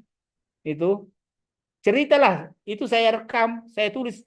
Bapak Ibu tahu cuma berapa lama ini saya tulis? Sama tadi sekolah kehidupan 2 minggu selesai. Ini cuma 2 minggu selesai dan bukunya lumayan tebal. Coffee Time for Your Soul, karena memang ceritanya pas ngopi-ngopi gitu. Saya rekam itu, ada cerita yang motivasi saya buat jadi buku. Dan ini saya tulis juga menyingkap misteri dunia orang mati. Sampai orang bertanya, kok serem banget judulnya, Pak Jonar pernah punya penglihatan ya tentang kematian gitu kan? Oh enggak, ini saya tulis secara ilmiah. Tapi kalau ini lama. Mengapa saya tulis itu? Gara-gara mama saya bertanya, Jonar, papamu ada di mana? Karena udah meninggal. Selalu dia bertanya, papamu di mana sekarang? Saya rindu sama dia. Namanya pujaan hatinya ya, kehilangan. Sehingga dia bertanya. Gara-gara pertanyaan itulah terlintas di pikiran saya menulis buku ini. Ya, gara-gara itu. Ini buku saya berikutnya. Ini buku saya semua. Tulisan saya ini semua yang dijajar ini mulai dari ujung sini, sampai ujung sana. Semua itu tulisan saya. Banyak ya Bapak Ibu ya. Itu 3 tahun yang lalu. Sekarang lebih banyak lagi, tambah lagi. Ya, itu 3 tahun yang lalu. Terakhir, Mauliate. Matur nuwun, sauhagele soon. Terima kasih. Saya kembalikan kepada pembawa acara. Oke, terima kasih Pak Jonar Situmorang untuk apa yang sudah disampaikan, sangat menginspirasi. Ternyata banyak banyak ide gitu yang bisa didapatkan dari semua peristiwa yang ada. Nah, Bapak Ibu, saya memberikan kesempatan bagi Bapak Ibu yang ingin bertanya kepada Bapak Jonar, silakan bisa raise hand, Bapak Ibu. Pak Didi, mau bertanya Pak Didi? Boleh, Pak, boleh, Pak. Ya, silakan Pak Didi. Saya sebenarnya bakat menulis, Pak. Tapi yang pendek-pendek, Pak. Saya suka nulis di Facebook begitu, kalau yang habis dapat dari baca begitu, dari kuliah begitu saya tulis begitu, saya padetin begitu. Tapi saya terganggu, Pak. Terganggu psikologis saya. Karena orang Indonesia itu kebanyakan maaf. Orang Indonesia itu malas baca loh, Pak. Orang-orang ya kalau di gereja itu dapat buku gratis begitu, diterima, terus nanti difoto, dilaporin begitu sama yang bagi, sama yang nulis, terus sampai rumah ditumpuk aja gitu. Dan memang kok orang Indonesia ini malas baca. Saya pernah baca literasi begitu, memang kebanyakan orang Indonesia malas baca. Nah akhirnya saya terpengaruh itu, Pak, terpengaruh. Jadi kalau saya nulis gitu nggak berani panjang-panjang, Pak, nulis ya kira-kira berapa paragraf begitu supaya orang bacanya jangan bosen begitu, Pak. Nah, bagaimana ini kan penghalang, Pak. Psikologi saya itu terhalang, Pak. Orang mestinya kan nulis itu bagus begitu, Pak. Tapi saya terhalang psikologis, yaitu kalau orang Indonesia malas baca, akhirnya saya malas nulis begitu, Pak. Terganggu begitu, Pak. Nah, ini tolong saya diberi pencerahan ini, Pak, supaya beban psikologis saya ini dihilangin begitu Pak, supaya mungkin lah satu saat saya bisa menulis begitu Pak. Terima kasih Pak. Oke. Dalam hal menulis ini saya juga ini konsekuensinya ya. Satu, dimaki-maki. Saya menulis biografi Situmorang, saya masuk di grup Marga Situmorang, saya dimaki-maki. Dari mana kamu dapat ini?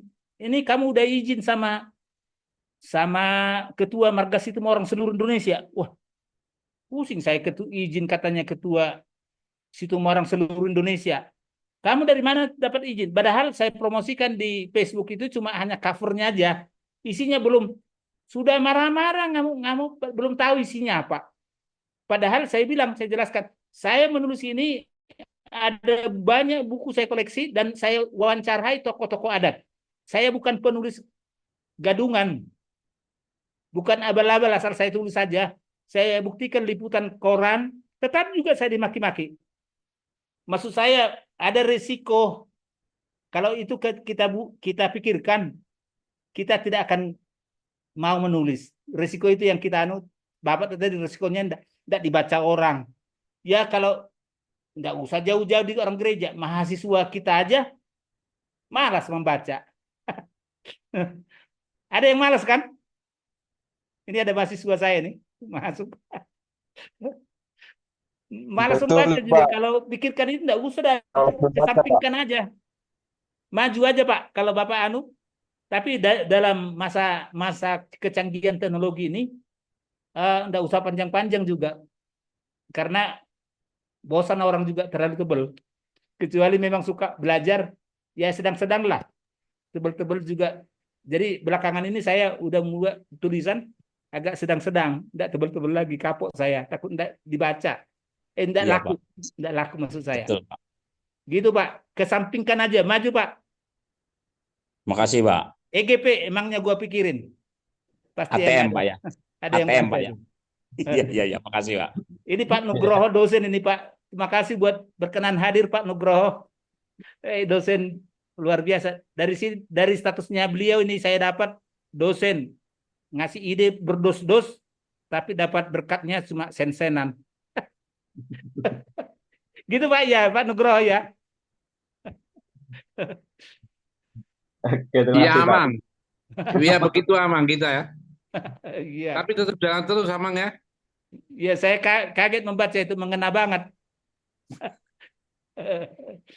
Itulah kita Amang. Iyalah. Makanya menulis buku supaya dapat tambahan income lah. Siap. Pak Nugroho juga menulis ini kayaknya banyak. Ya Pak ya. Ya masih sedikit-sedikit Amang.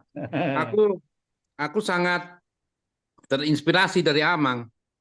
Amin. Melihat Ya. Amang. Matur nuwun sami-sami. Nggih, Tuhan berkati. Oke. Oke, terima kasih. Pak Ya, Desman silakan. Pak Desman ada present bisa open mic. Mungkin ada yang ditanyakan, silakan Pak Desman. Pak Desman Dwi Panjaitan. Mic-nya belum. Oke, nggak jadi mungkin ya.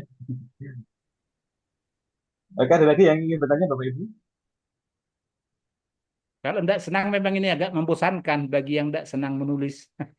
Ini sesuatu yang membosankan. Tapi yang senang menulis pasti semangat. Oke, Pak Redi mau bertanya Pak Redi? Iya, makasih Pak. Makasih Pak Yonar. Saya sekedar memberikan arahan Pak. Dulu di bawah tahun 2010 saya pernah coba menulis buku itu kurang lebih 2 judul, sudah ada kerangkanya, tapi tidak lanjut Pak, karena selain kesibukan pelayanan ngajar juga, saya kesulitan untuk meredaksinya. Jadi kalau Bapak punya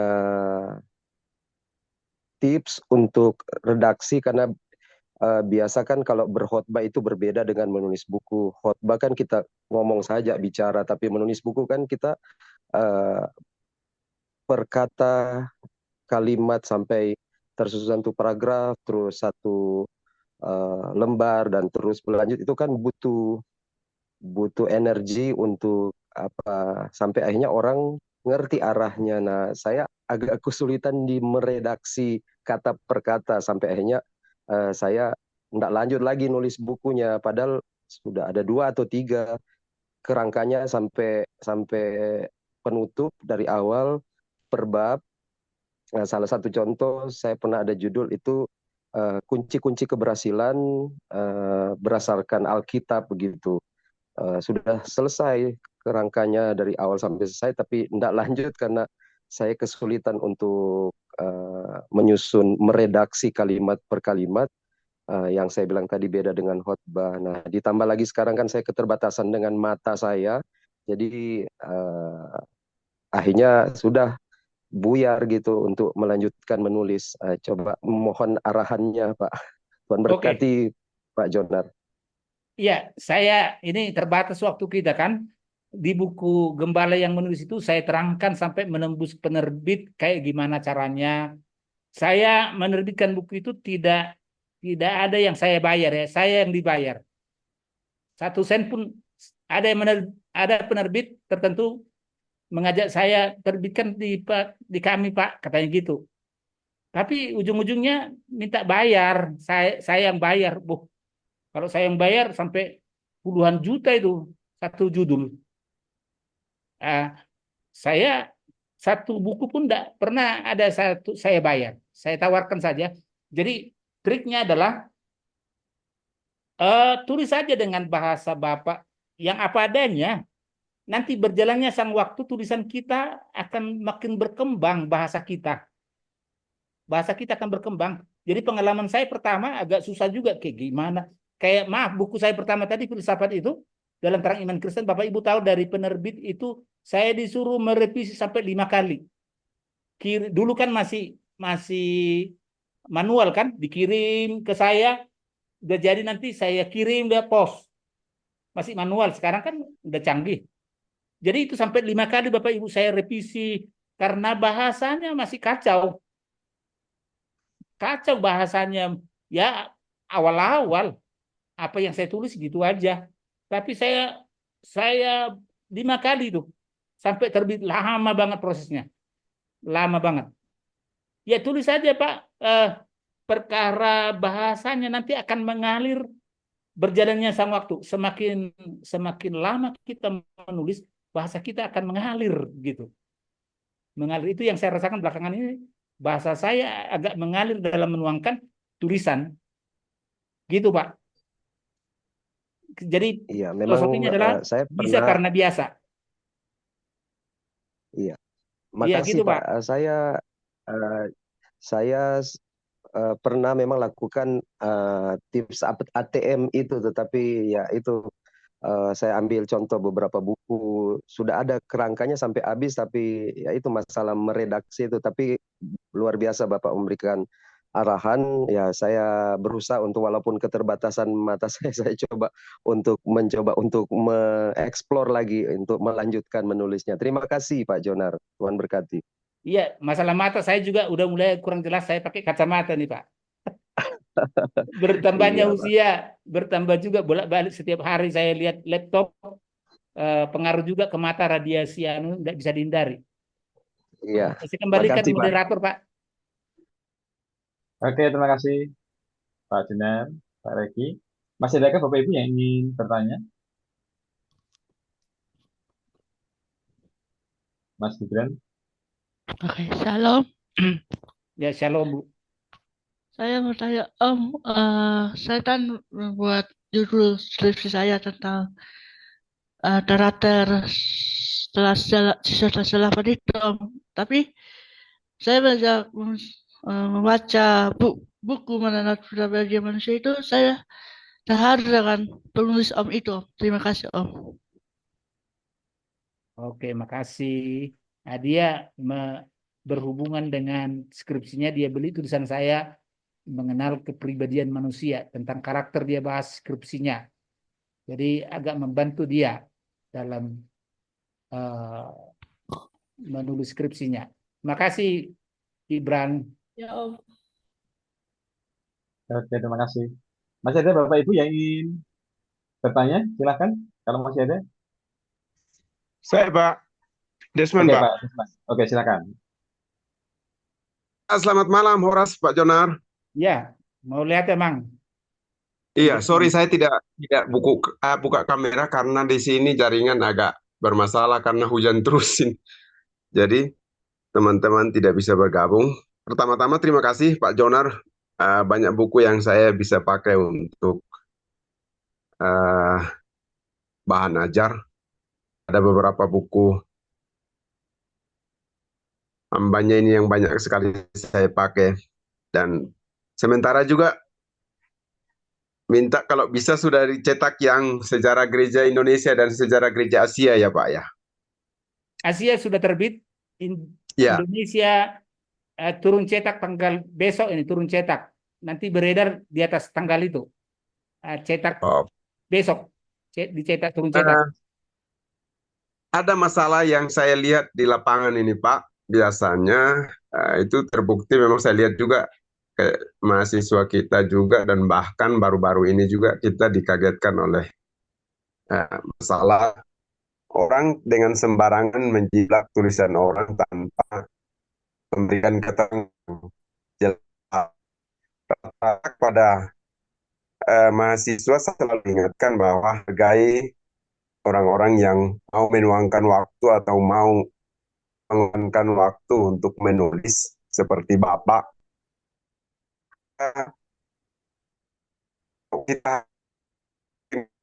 Saya tulisan Bapak tapi tidak izin. Kopi izin. Cara seperti itu, Pak. Sorry Pak, suaranya agak putus-putus. Sama kah? Yang lain? Iya Pak, mungkin jaringannya Pak. Jaringannya kurangan ya. Iya, jaringan ini agak acau karena hujan terus jadi. Maksud saya Pak, bagaimana cara menghadapi oknum-oknum yang tidak jelas ya, mengcopy, memperbanyak hasil tulisan orang tanpa memberitahukan, tanpa memberi kita meminta izin. Itu seperti apa Pak? Ya, sekarang ini kan ada alatnya ya, mendeteksi bahwa itu plagiat atau tidak. Kan Iya, pakai iya. alat itu kan, Iya, ada plagiat atau tidak. Terus yang kedua, kalau saya lakukan, buku saya semua ada catatan kakinya.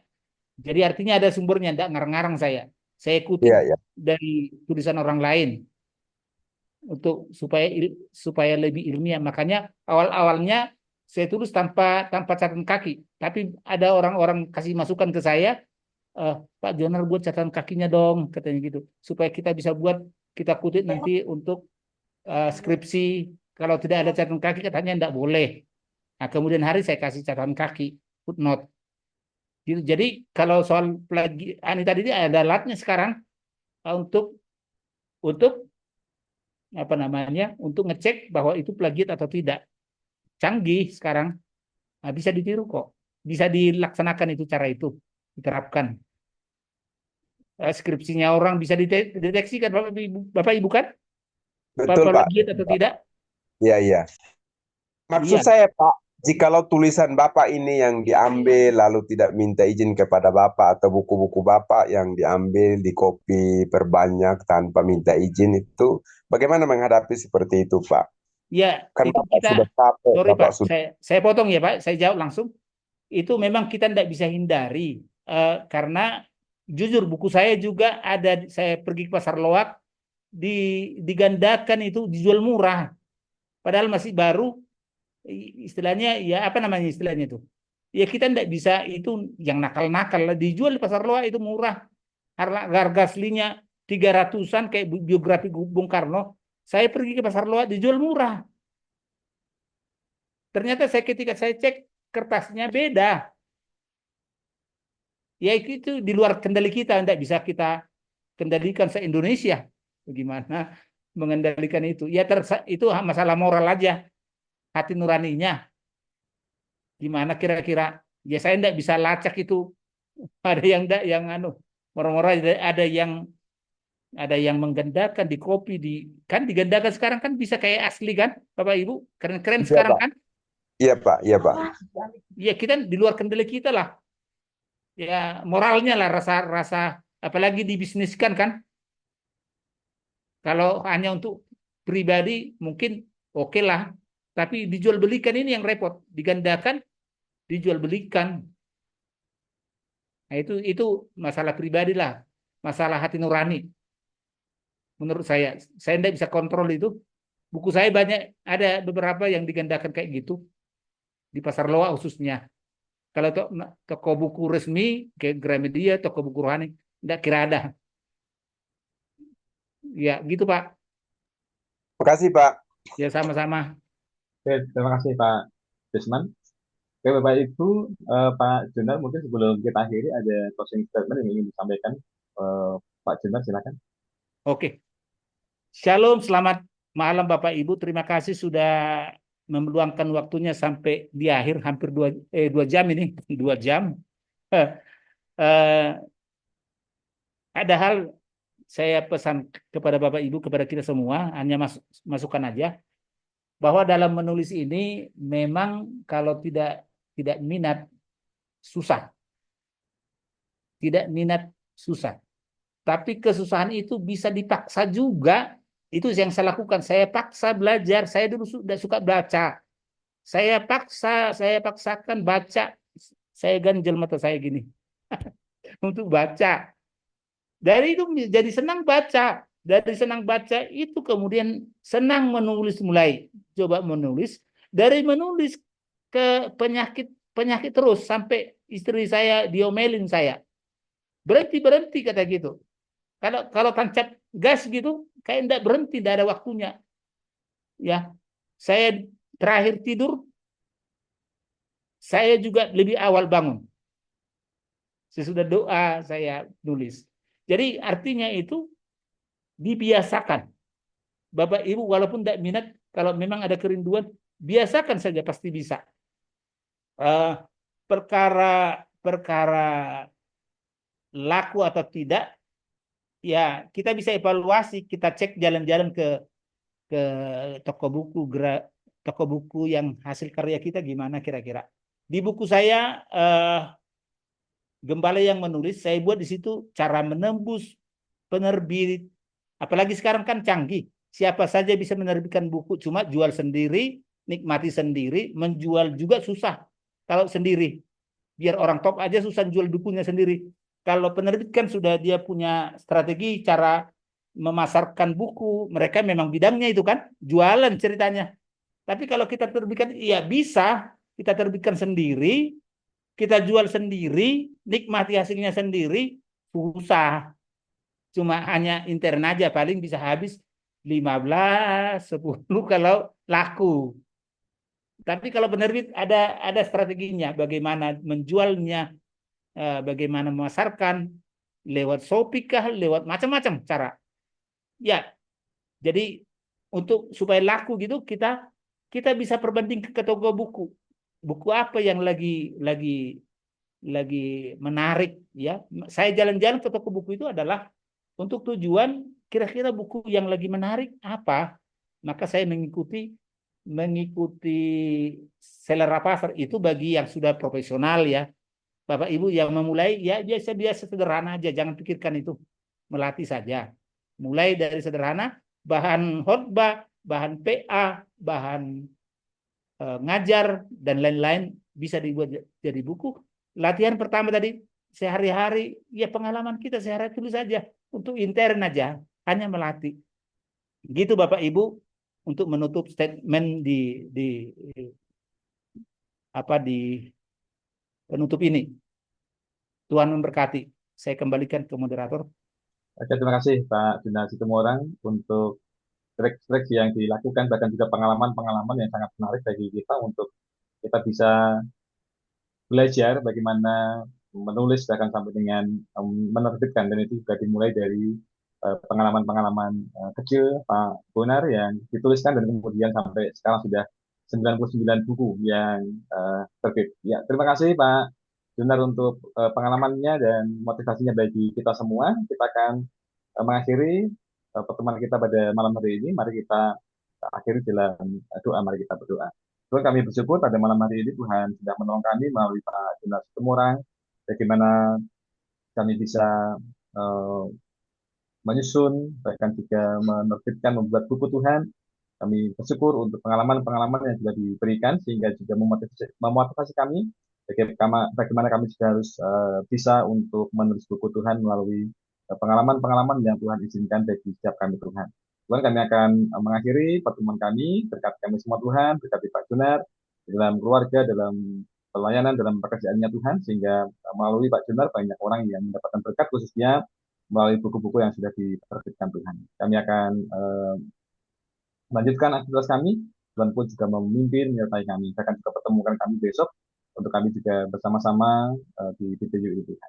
Kami bersyukur semuanya di dalam nama Tuhan Yesus. Amin. Amin. Terima Terima kasih kasih Bapak Pak. Ibu.